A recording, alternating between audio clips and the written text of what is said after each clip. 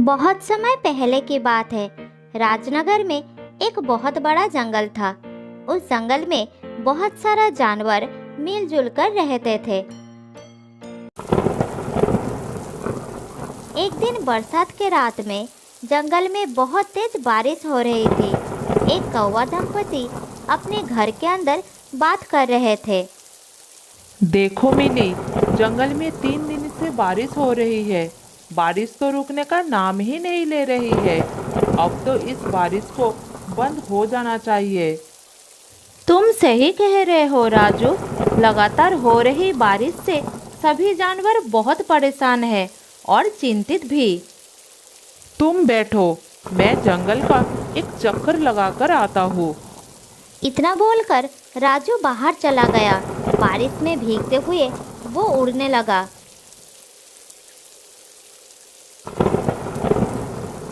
थोड़ी दूर जाने के बाद वो एक पेड़ के डाल पर बैठ गया। तभी उसका नजर एक हिरनी के बच्चे पर पड़ा, जो बारिश में भीगता हुआ कांप रहा था। अरे, ये हिरनी का बच्चा तो ठंड में कांप रहा है। लगता है ये अपने घर का रास्ता भूल गया है। मुझे इस बच्चे का मदद करना होगा। राजू ने इतना कहा ही था, तभी उसका नजर थोड़ी दूर खड़े हुए एक पेड़ के नीचे एक तेंदुए पर पड़ा। उसे देखकर राजू सोचने लगा, अरे, ये तेंदुआ तो इस जंगल का नहीं लगता। ये तो किसी दूसरे जंगल का लगता है। मुझे मालूम करना होगा क्या बात है। इतना बोलकर राजू तेंदुए के पास गया और बोला, कौन हो तुम? मैं तो इस जंगल के सभी प्राणियों को जानता हूँ। तुम तो इस जंगल के नहीं लगते। कहाँ से आए हो तुम? तुम सही कह रहे हो, मैं इस जंगल का नहीं हूँ। मैं इस जंगल से गुजर रहा था कि तभी बारिश शुरू हो गई। बारिश से बचने के लिए मैं इस जंगल में रुक गया। जब बारिश बंद हो जाएगी तब मैं चला जाऊंगा। फिर राजू हिरनी के बच्चे के पास गया और बोला,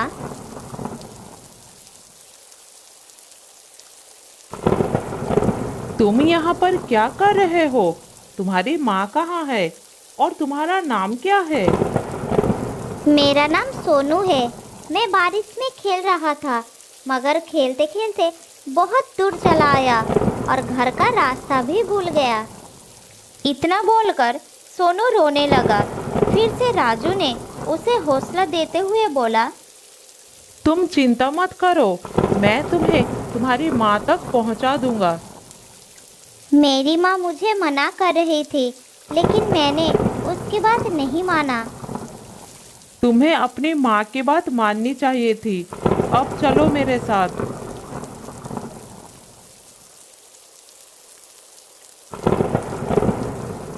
राजू सोनू को लेकर कुछ ही दूर चला था कि तभी सोनू की माँ उसे ढूंढते हुए वहाँ पर आ गए और उसे गुस्सा होकर बोली, तुम कहाँ चले गए थे सोनू? तुम्हें पता है मैं कितनी परेशान हो गई थी। कब से तुम्हें जंगल में ढूंढ रही हूँ। आज से तुम्हारा सारा बात मानूंगा माँ। तुम्हें छोड़कर अकेला कहीं नहीं जाऊंगा। अब तुम अपनी माँ के साथ घर चले जाओ और जब तक बारिश बंद नहीं हो जाती तब तक बाहर खेलने मत आना।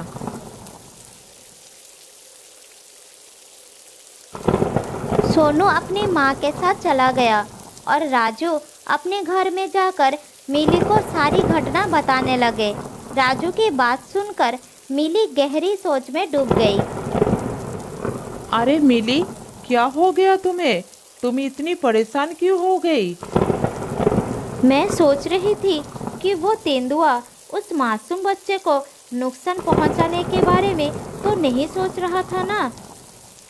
अरे नहीं मिली, वो तेंदुआ खुद डर के मारे पेड़ के नीचे बैठा था। मुझे लगता है वो उसे नहीं देखा। बारिश बंद होने के बाद वो चला जाएगा।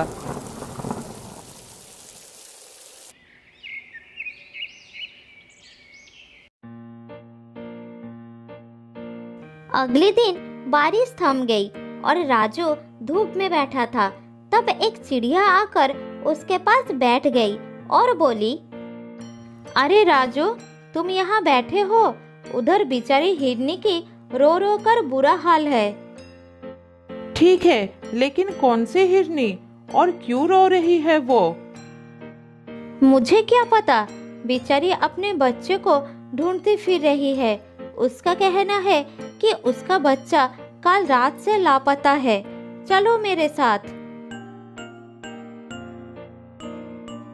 राजू उसके साथ तुरंत वहां पर चले गए। वहां पर जाकर उसने देखा कि वो हिरनी सोनू की माँ थी। फिर राजू उससे बोला, क्या बात है, तुम रो क्यों रही हो? कल रात मैं सोनू को लेकर घर पर गई थी। सुबह जब मेरी आँख खुली तो वो गायब था। मैंने पूरा जंगल छान मारा मगर वो कहीं नहीं मिला। तुम घबराओ मत, मैं अभी उसे तलाश करता हूँ। फिर राजू सोनू को ढूंढने निकल पड़ा। कुछ दूर जाने के बाद एक पेड़ के नीचे वही तेंदुआ नजर आया जो बड़ी आराम से बैठा था। राजू उसके पास जाकर बोला, तेंदुआ भाई, तुमने एक हिरनी के बच्चे को कहीं पर देखा है? वही हिरनी का बच्चा जो कल बारिश में भीग रहा था। मैंने किसी हिरनी के बच्चे को नहीं देखा। मैं तो कब से यहाँ पर बैठा हूँ। ठीक है, लेकिन कल तो तुम कह रहे थे कि बारिश रुकने के बाद चले जाओगे। हाँ, चला जाऊंगा। और तुम तो ऐसे बोल रहे हो जैसे तुम इस जंगल की राजा हो और यहाँ पर तुम्हारा ही शासन चलता है। अरे भाई, मेरी जब मर्जी होगी तब मैं चला जाऊंगा। अब तुम अपना काम करो। तेंदुए की बात सुनकर राजू मन ही मन बोला, मुझे तो इस तेंदुए पर शक हो रहा है। मुझे जंगल के राजा शेर को इसकी शिकायत करनी होगी।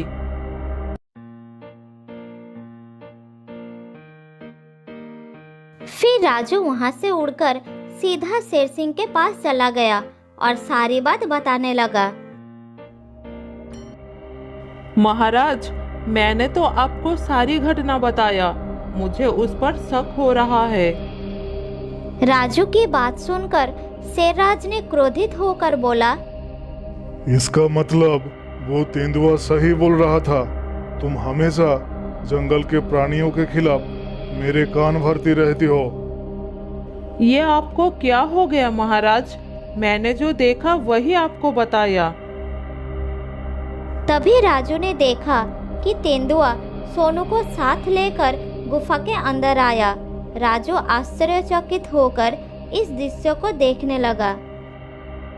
महाराज, जब मुझे पता चला कि ये हिरनी का बच्चा गायब हो गया तो मैं उसकी तलाश के लिए जंगल में चला गया। लेकिन मुझे पता था कि ये कौवा मेरे खिलाफ आपको जरूर बताएगा, इसलिए मैंने आपको पहले ही सब कुछ बता दिया था। महाराज, इस कौवे के कारण ही दूसरे जंगल का कोई भी प्राणी आपके जंगल में नहीं आते। कौवा, तुम तो कह रहे थे कि ये तेंदुआ हिरनी के बच्चे को मार डाला, मगर तेंदुए ने तो इसे सही सलामत ढूंढ कर लाया। तुम्हें अब सजा मिलेगी। इतना बोलकर शेरराज ने राजू को एक पिंजरे में बंद कर दिया और तेंदुए की ओर देखकर बोला, तुम्हारी जब तक मर्जी हो तुम यहाँ पर रह सकते हो। तुम्हें कोई परेशान नहीं करेगा।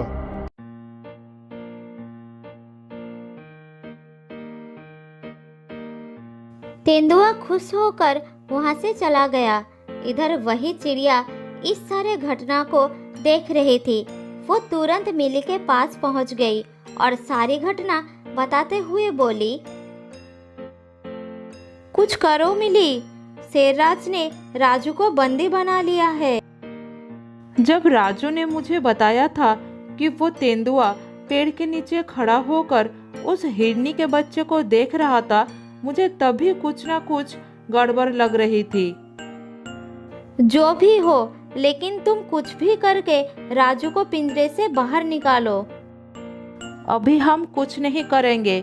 हमें पता लगाना होगा कि आखिर उसके दिमाग में क्या चल रहा है, कौन सा मकसद लेकर इस जंगल में आया है।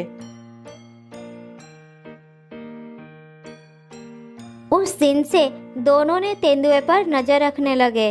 वो तेंदुआ पूरे दिन जंगल में घूमता था और दूसरों का खाना चुरा कर खा जाता था और छोटे मोटे जानवरों को शेरराज का दोस्त कहकर धमकाता था।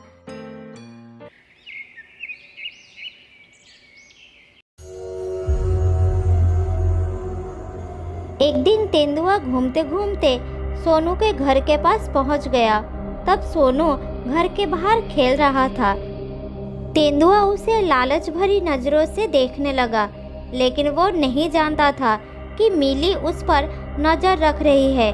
तब मिली ने चिड़िया को बोली, तुम जल्दी महाराज के पास जाओ और उन्हें बुला कर लाओ। लेकिन शेर महाराज क्या मेरी बात मानेंगे? क्या वो मेरी बात सुनेंगे? तुम कैसे भी करके महाराज को यहाँ लाओ, मुझे इसके इरादे सही नहीं लग रही है। फिर चिड़िया ने उड़ते हुई महाराज के पास पहुंच गई और बोली, महाराज बहुत बड़ा मुसीबत आने वाला है, आपको अभी मेरे साथ चलना होगा। हाँ, वो तो ठीक है, लेकिन तुम मुझे कहाँ ले जाना चाहती हो? आप मेरे साथ चलिए और अपने आँखों से देखिए, मैं आपको क्या दिखाना चाहती हूँ। फिर शेरराज ने चिड़िया के साथ उस जगह पर पहुंच गए और मिली शेरराज के पास आकर बोली, महाराज आप उस झाड़ियों के पीछे छुप जाइए और स्वयं अपनी आंखों से देख लीजिए। मिली की बात सुनकर शेरराज एक झाड़ियों के पीछे छुप गया। उधर तेंदुआ झाड़ियों से निकलकर सोनू के पास जाकर बोला, आज तुम्हारा ताजा ताजा मांस खाने का मन कर रहा है मुझे। ये क्या कह रहे हैं आप? पिछली बार जब मैं खो गया था तब आप ही मुझे महाराज के पास ले गए थे और मेरी माँ के पास छोड़कर गए थे। मूर्ख हिरनी के बच्चे, वो तो मेरी एक चाल थी। मैं जानता था कि इस जंगल में राजू का वह सबसे तेज दिमाग की है, इसलिए मैंने उसे फंसाया और अंदर करवा दिया। मैं कुछ समझा नहीं, ये आप क्या कह रहे हैं? मैंने तो आपको दयालु समझा। जब तू सो रहा था ना, मैं चुपके से तुझे मुंह में दबाकर जंगल के दूसरे हिस्से में छोड़ आया था और खुद ही तुझे जगाकर महाराज के पास छोड़ आया और मूर्ख शेरराज ने राजू कावे को ही दोषी मान लिया। लेकिन अब मुझे कोई खतरा नहीं। अगर आज मैं तुझे खा भी जाऊंगा तो शेरराज कभी विश्वास ही नहीं करेगा। तुझे खाने के बाद मैं जंगल में अपनी मनमानी शुरू कर दूंगा।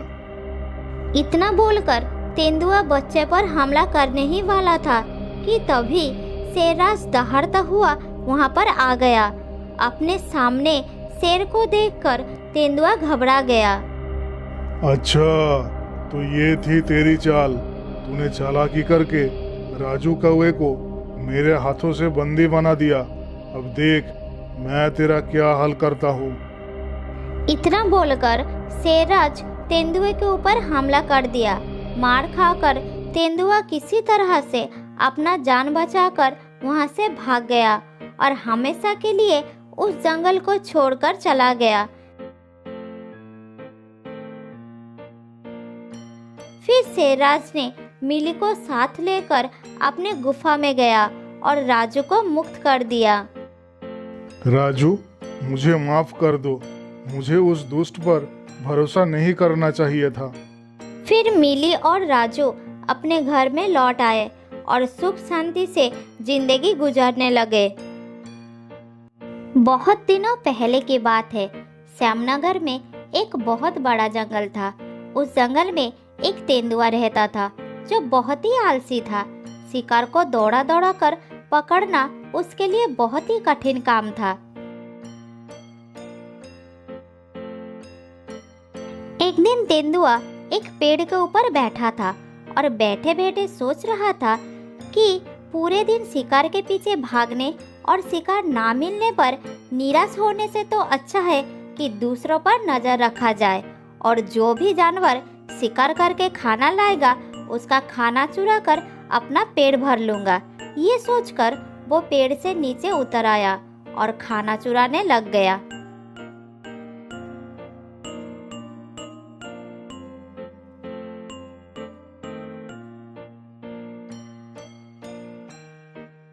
पहले तो वो जंगल के जानवरों का खाना चुराता था, अब वो जानवरों का ही नहीं बल्कि पेड़ पर चढ़कर पक्षियों का भी शिकार चुरा लेता था। इसी तरह बिना परिश्रम किए ही उसे खाना मिलने लगा। इसी तरह कुछ दिन चलता रहा। वो तेंदुआ दिन भर जानवरों का खाना चुराता और शाम को आराम से सो जाता था।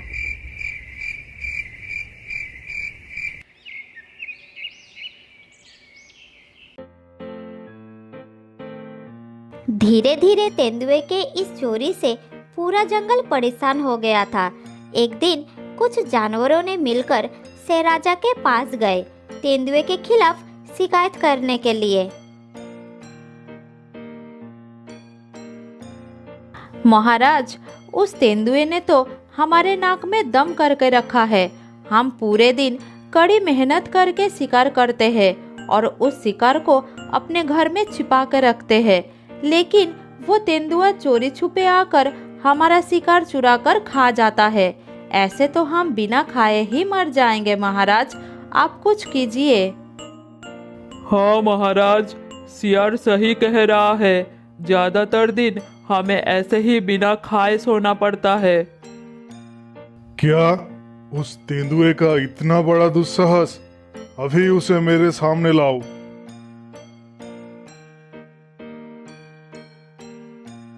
सियार उसे बुलाने के लिए गया और थोड़ी देर में ही तेंदुए को साथ लेकर वापस आया। महाराज, आपने मुझे बुलाया? क्या बात है महाराज? हाँ, मैंने तुम्हें बुलाया। काफी दिनों से तुम्हारे खिलाफ शिकायतें आ रही थी। शिकायतें हद से ज्यादा बढ़ गई तो मुझे तुम्हें बुलाना पड़ा। सियार, बताओ तुम्हारा क्या कहना है? और तुम तेंदुए, कान खुलकर सुनो उसकी बात। महाराज, हम पूरे दिन कड़ी मेहनत करके जो शिकार लाते हैं वो सारा ये चुरा कर ले जाता है और खा जाता है, फिर हमें भूखा रहना पड़ता है। ये तो झूठ बोल रहा है महाराज। मैंने ऐसा कोई काम नहीं किया। मैं खुद मेहनत करके शिकार करता हूँ महाराज। तब पेड़ के ऊपर से कौवा बोलता है, नहीं महाराज, सियार सही कह रहा है। झूठ ये तेंदुआ बोल रहा है। ये बदमाश पेड़ पर चढ़कर पक्षियों का भी शिकार चुरा लेता है। हाँ महाराज, इसकी वजह से हमें कई दिनों तक भूखा रहना पड़ता है। मुझे कुछ समझ में नहीं आ रहा है महाराज कि ये सब मेरे खिलाफ झूठ क्यों बोल रहा है। झूठ ये लोग नहीं, तुम बोल रहे हो। मैं भी तुम्हें आज तक शिकार करते हुए नहीं देखा, लेकिन पेट भर भर के खाते जरूर देखा है। तुम्हारे इस गुनाह के लिए तुम्हें अभी के अभी इस जंगल को छोड़कर चले जाना होगा। तुम अभी इस जंगल को छोड़कर चले जाओ, वरना हमें तुम्हारा शिकार करना पड़ेगा। निकल जाओ इस जंगल से। शेर राजा की गुस्सा देखकर तेंदुआ घबरा जाता है और वहां से चला जाता है।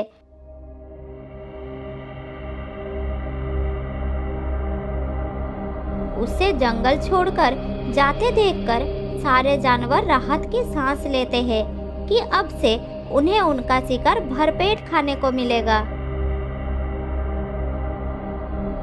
इधर अंदर ही अंदर जंगल के जानवरों के प्रति गुस्सा लेकर तेंदुआ जंगल को छोड़कर चला जाता है। जंगल छोड़कर थोड़ी दूर जाने के बाद उसे एक जगह पर एक बंदर दिखाई देता है जो जादू कर रहा है। उसे देखकर तेंदुआ एक पेड़ के पीछे छुप जाता है। इधर देखो खरगोश, मैं तुम्हारे हाथ से फल गायब कर दूंगा। द्राम द्रुम फटास छू। हिरन भाई, खरगोश का फल दे दो। अरे ये क्या, मेरे पास कोई फल नहीं है। तुम ये सब बेकार की बातें करना बंद करो। तुम खड़ा हो जाओ हिरन भाई, फल तुम्हारे नीचे है। हिरन खड़ा हो जाता है और सचमुच हिरन के नीचे से फल निकलता है। ये सब देखकर तेंदुआ सोचता है, अगर ये जादू मेरे हाथ आ जाए तो मैं बैठे बैठे भर पेट खा सकता हूँ और उस जानवरों से बदला भी ले सकता हूँ। ये सोच वो बंदर के पास गया और उसे पकड़ लिया।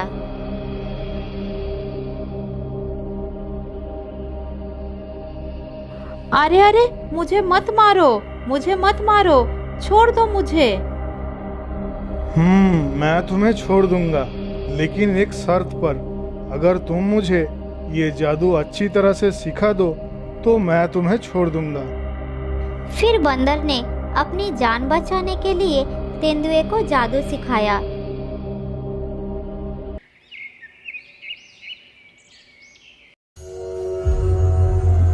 कुछ दिनों तक जादू सीखने के बाद तेंदुआ वापस अपनी जंगल के तरफ चला गया। जंगल में प्रवेश करते ही सबसे पहले उसने सियार को देखा, जो झाड़ियों के पीछे एक शिकार को पकड़कर खा रहा था। उसे देखकर तेंदुआ एक बड़ा सा पेड़ के पीछे छुप गया। अच्छा, ये है वो सियार जिसने शेर राजा से मेरी शिकायत किया था। अब मैं तेरा शिकार खा जाता हूँ, तू भूखा ही रहेगा। ये देख मेरा कमाल। ड्रम द्रुम फटास छू। अरे ये क्या, मेरे पंजे से मेरा शिकार कहाँ गया? अभी तो मेरे सामने ही था। ड्रम द्रुम फटास छू। कौवे के सामने से उसका भी खाना गायब हो जाए। अरे मेरे फल कहाँ गया? अभी तो मेरे सामने ही था। द्राम द्रोम फटास छू। लकड़बग्घे के सामने से उसका खाना गायब हो जाए। अरे मेरा खाना कहाँ गया? अभी तो मेरे सामने ही था। फिर सारे जानवर एक जगह इकट्ठा होते हैं और इस विषय पर चर्चा करने लगे। मेरे घोंसले में एक फल था, अचानक वो मेरे सामने से गायब हो गया। मैं अपना शिकार खाने ही वाला था, तभी मेरा शिकार गायब हो गया। मैं कुछ समझ नहीं पाया, ये सब कैसे हुआ?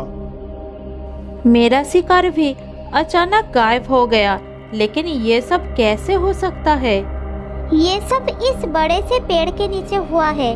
मुझे लगता है इस पेड़ पर कोई भूखा भूत रहता है। ये लोग मुझे भूत समझकर डर रहे हैं। अगर मैं सचमुच भूत का नाटक करूं, तो ये लोग डर के मारे मेरे लिए कुछ भी कर सकते हैं। मुझे इन सब को और भी डराना होगा। हाँ, मैं भूखा भूत हूँ। अब मैं एक एक करके पूरे जंगल के जानवरों को खा जाऊंगा। अगर तुम लोग नहीं चाहते कि ऐसा कुछ हो, तो रोज शाम को सूरज ढलते ही मेरे लिए भरपूर खाना लाकर इस पेड़ के नीचे छोड़कर चले जाना, वरना तुम और तुम्हारे जंगल के जानवरों को मैं एक एक करके खा जाऊंगा। नहीं नहीं भूत भाई, हमें कुछ मत करना। हम रोज सूरज ढलते ही आपके लिए खाना रख कर चले जाएंगे। नहीं नहीं भूत भाई, हमें कुछ मत करना।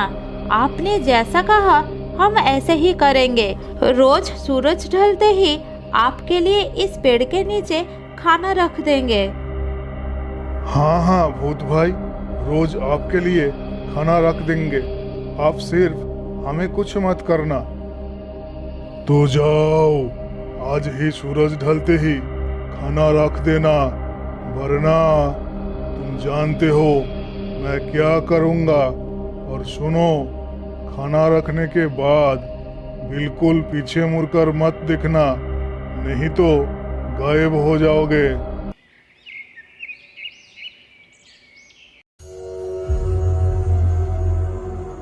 और उस दिन से तो तेंदुए की लॉटरी लग गई।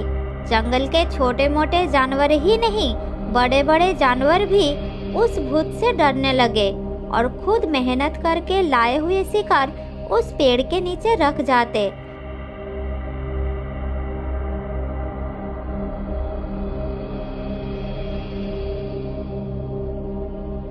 उसके जाते ही पेड़ के ऊपर से उतरकर तेंदुआ सारा खाना लेकर पेड़ के ऊपर चढ़ जाता था। फिर खाना खाकर आराम से सो जाता था और सुबह होने से पहले ही चुपचाप पेड़ से उतरकर चला जाता था। ऐसे ही कुछ दिन गुजर गए। इधर सारा जानवर अपना लाया हुआ शिकार पेड़ के भूत को खिला खिला कर थक गए और सबने मिलकर शेर राजा के पास गए इस समस्या का हल करने के लिए। महाराज, उस तेंदुए से तो जैसे तैसे हमें छुटकारा मिला था, अब उसकी तरह इस जंगल में एक भूखा भूत आ गया है। हमारा सारा खाना उसे देना पड़ रहा है। हाँ महाराज, उसे अपना सारा खाना देना पड़ता है, इसलिए हमें कभी कभी भूखा ही रहना पड़ता है। हाँ महाराज, ये दोनों बिल्कुल ठीक कह रहे हैं। हमें उस भूत से छुटकारा दिलाइए, नहीं तो हम भूख से मर जाएंगे। ठीक है, जैसे ही भूत तुम लोगों का दिया हुआ खाना लेकर पेड़ पर चढ़ जाएगा, तभी हम पेड़ सहित उसे जला देंगे। तुम सब आसपास ही आग लेकर तैयार रहना, मैं भी तुम सबके साथ रहूंगा। हाँ महाराज, ये योजना बहुत अच्छा है। हम सब झाड़ियों के पीछे आग लेकर तैयार रहेंगे। आज ही उस भूत का खेल खत्म हो जाएगा। योजना के अनुसार उस दिन शेर खाना लेकर गया और उस पेड़ के नीचे रखकर झाड़ियों के पीछे छुप गया। थोड़ी देर चुपचाप रहने के बाद सबने देखा कि खाना गायब हो रहा है। तभी सबने झाड़ियों से निकलकर शेर राजा के साथ मिलकर उस पेड़ में आग लगा दिया। पेड़ तेजी से जलने लगा। इधर पेड़ के ऊपर खा पी कर आराम से सोया हुआ तेंदुआ घबरा गया और अपनी जान बचाने के लिए जैसे ही पेड़ से कूदकर नीचे आया, तभी सामने शेर महाराज और सभी को देखकर रुक गया। फिर शेरराज ने उसे मारने ही वाले थे, तब तेंदुए ने अपनी जान की भीख मांगी। मुझे माफ कर दीजिए महाराज, आज से मैं कभी भी ऐसा काम नहीं करूंगा। मैं तुझे माफ कर सकता हूँ, लेकिन जितने दिन तू इन जानवरों का खाना खाया है, उससे दुगना दिन तू इन सबको शिकार करके खिलाएगा। लेकिन एक बात याद रखना, अब से आलस किया तो मैं तुझे नहीं छोड़ूंगा। नहीं महाराज, अब से मैं कभी भी आलस नहीं करूंगा। मेरी आंखें खुल गई है, मुझे माफ कर दीजिए। उस दिन से तेंदुए ने कभी भी आलस नहीं किया और शेर राजा की बात मानकर शिकार करके अपना पेट भरना शुरू कर दिया।